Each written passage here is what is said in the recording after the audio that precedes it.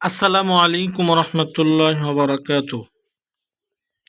কেমন আছেন ভিউয়ার্স? আশা করি আলহামদুলিল্লাহ ভালো আছেন, আমিও ভালো আছি।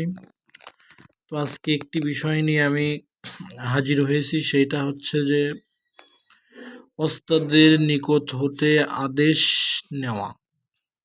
ওস্তাদের নিকট হতে আদেশ নেওয়া, এটা সম্পর্কে আমি আজকে ভিডিও করব। এই তদবির লাইনে ওস্তাদের হুকুম ছাড়া যদি তদবির করে, তদবিরে কোনো সাফল্য লাভ হবে না। তো ওস্তাদের হুকুম কিভাবে নিবে, কিভাবে করলে হবে, সেই বিষয় নিয়ে আমি আজকে ভিডিও করতেছি। তো সবাই দেখবেন, ভালো লাগলে আমার এই চ্যানেলটাকে সাবস্ক্রাইব করবেন, লাইক কমেন্ট করবেন। এটাকে আমি বুঝিয়ে দিব, বাতিয়ে দেব ইনশাআল্লাহ আজিজ। আমি সুন্দরভাবে আপনাদেরকে বুঝিয়ে দেব। তো কিভাবে করলেই কাজ হবে আর কিভাবে করলে কাজ হবে না, সেটাই আপনাদেরকে আমি বুঝিয়ে দেব ইনশাআল্লাহ। তো এটি একটি তদবিরের বিষয়। ওস্তাদের পক্ষ থেকে, ওস্তাদের কাছ থেকে অনুমতি নেওয়া। প্রত্যেকটা কাজের জন্য ওস্তাদ দরকার হয়। ওস্তাদ ছাড়া কোনো কাজ শিক্ষা লাভ করা যায় না। যেমন এখানে লেখা আছে, ওস্তাদ ব্যতীত কোনো নতুন শিক্ষার্থীর জন্য কোনো কাজে সাফল্য লাভ করা কোনো মতেই সম্ভব নয়। এরকম সম্মানিত বিদ্যা কেউ যদি নিজের আয়ত্তে আনতে চায়, শিখতে আগ্রহ প্রকাশ করে থাকে, তখন ওই ব্যক্তির উচিত কোনো কামেল ওস্তাদের কাছে গিয়ে এই বিদ্যা শিক্ষা গ্রহণ করা এবং তা আমল করার জন্য আদেশ বা অনুমতি নিতে হবে। ওস্তাদ যেভাবে শিক্ষা দান করবে, ঠিক সেভাবেই আমল করতে হবে। কোনোভাবেই একটু পার্থক্য করা যাবে না। সকল সকল সময় বিশ্বাস করবে যে ওস্তাদ যা শিক্ষা প্রদান করেছেন তাই হক, আর এর শিক্ষার মাঝেই কোনো রকম সন্দেহ পোষণ করা ঠিক হবে না।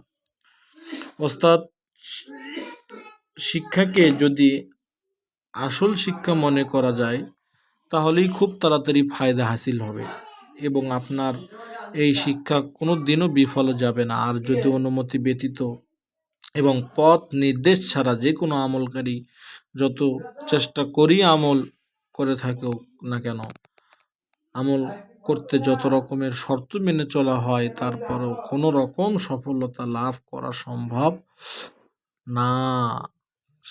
এই ধরনের কারণে আমলকারী আমল করতে গিয়ে নানা রকম সমস্যার মাঝে পড়ে, তখন সেই ব্যক্তি পাগলের মতো এদিক সেদিক ঘুরতে থাকে। পরিশেষে কোনো আমলেই তার কোনো কার্য সাধন হয় না। তো এখানে কি বুঝতে পারলেন যে ওস্তাদ এমন একটি জিনিস, এই তদবির লাইনে ওস্তাদ ছাড়া কোনো কাজ কেউ করবেন না। ওস্তাদের হুকুম পেলেই তাহলেই কাজ হবে, কাজ তাহলেই সুন্দরভাবে হবে। কাজ সুন্দরভাবে করার জন্য ওস্তাদের হুকুম সবচেয়ে বড় একটি বিষয়। ওস্তাদের হুকুম ছাড়া কোনো সময় কেউ কাজ করবেন না। ওস্তাদ যেভাবে শিক্ষা দান করবে, যেভাবেই শিখাবে, সেভাবেই শেখার চেষ্টা করবেন। সেভাবেই শিখলেই দেখা যাবে যে সাফল্য লাভ হবে। তাছাড়া কিন্তু সাফল্য লাভ হবে না। ওস্তাদের কাজকেই সঠিক কাজ মনে করা। ওস্তাদ যেভাবে শিক্ষা দান করে সেভাবেই শেখা। কারণ ওস্তাদই ভালো জানে যে কোন আমল করলে, কিভাবে করলে কাজ হবে আর কিভাবে করলে কাজ হবে না, সেটা ওস্তাদই ভালো জানে। তো ওস্তাদের কথা মতোই এই কাজগুলো আমল করা, ওস্তাদের কথা মতোই মেনে চলা, ওস্তাদ যেভাবে বলবে সেভাবেই আমল করা, তাহলেই দেখা যাবে যে আপনার কাজের সাফল্য লাভ হবে, কাজ সুন্দর হবে, কাজ করলে কাজ আপনার ভালো হবে। তো আপনারা সবাই যেখান থেকেই তদবিরগুলো শেখেন না কেন, আমার থেকে শেখেন আর যার থেকে শেখেন, অবশ্যই এজাজতটুকু নিয়ে নেবেন, ওস্তাদের কাছ থেকে অনুমতিটুকু নিয়ে নেবেন, হুকুমটা তার কাছ থেকে নিয়ে নেবেন। কারণ এর হুকুম ছাড়া কিন্তু ভাই দুনিয়াতে কোনো কাজ হয়নি বা হবেও না। এই ওস্তাদের হুকুম এমন একটি বিষয়, তদবির শাস্ত্রে ওস্তাদের হুকুম মানে নীতি হয়। ওস্তাদের হুকুম থাকলে সেই কাজের ফল লাভ ভালো হয়। আর ওস্তাদের হুকুম না থাকলে সেই কাজের ফল বেশি একটা ভালো হয় না। তো কাজেই আমি মনে করি ওস্তাদের হুকুমটা নেওয়াটা খুবই জরুরি একটি বিষয়। কারণ ওস্তাদের হুকুম যখন থাকবে তখন এই কাজগুলো সুন্দর হবে। সুন্দরভাবে কাজ করতে পারবেন। যে তদবিরকারী কাজ করবে, যে আমলকারী কাজ করবে, সে আমলের তাসিরও বেড়ে যাবে। এগুলো ভাই কোনো সময় মুখের কথাতে হয় না। এগুলো সবকিছু আমল করার পর আল্লাহর কাছে প্রিয় হওয়ার পর আল্লাহর দরবারে এগুলা তদবির পেশ করলে তদবির হয়। তাছাড়া কিন্তু হয় না। এখানে কোনো জাদু কালাম না যে এটা আমি জাদুর মতো কাজ করব, কাজ হবে এমনটি না। জাদু শয়তানি একটি বিদ্যা। সেই বিদ্যা কেউ কোনো সময় কাজটি করার জন্য অগ্রসর হবেন না। সেটাতে কোনো অত মানে নিয়ম নীতি মানতে হয় না। আর আল্লাহর কালাম দিয়ে কাজ করা, আল্লাহকে পাওয়া, আল্লাহর জন্যই করা, আল্লাহর কালাম থেকে তদবির করা এটা অবশ্যই একটা কঠিন কাজ।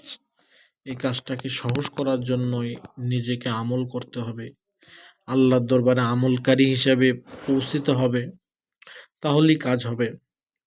তাছাড়া আল্লাহর কালাম কোনো সময় কাজে খাটিবে না। আল্লাহর কালামকে খাটাতে হইলে সুন্দরভাবে নিজেকে আমল করতে হবে। আল্লাহর দরবারে পেশ করতে হবে আমলগুলি। আল্লাহ যদি চায় তাহলে সে আমলের তাসিরগুলো প্রকাশ পাবে। আর আল্লাহ যদি না চায় সে আমলের তাসিরগুলো হবে না। তো এইভাবে সুন্দরভাবে সবাই আমল করবেন। এটাই আজকে আমার বক্তব্য। এভাবেই সবাই সুন্দরভাবে আমল করবেন। এটাই আজকে আমার এতটুকুই বক্তব্য। সবাই ভালো থাকবেন। এতটুকুই বক্তব্য দিয়ে সবার কাছ থেকে বিদায় নিচ্ছি। সবাই ভালো থাকবেন, আমার জন্য দোয়া করবেন। পরবর্তী ভিডিও দেখার জন্য অনুরোধ রইল। আসসালামু আলাইকুম ওয়া রাহমাতুল্লাহ।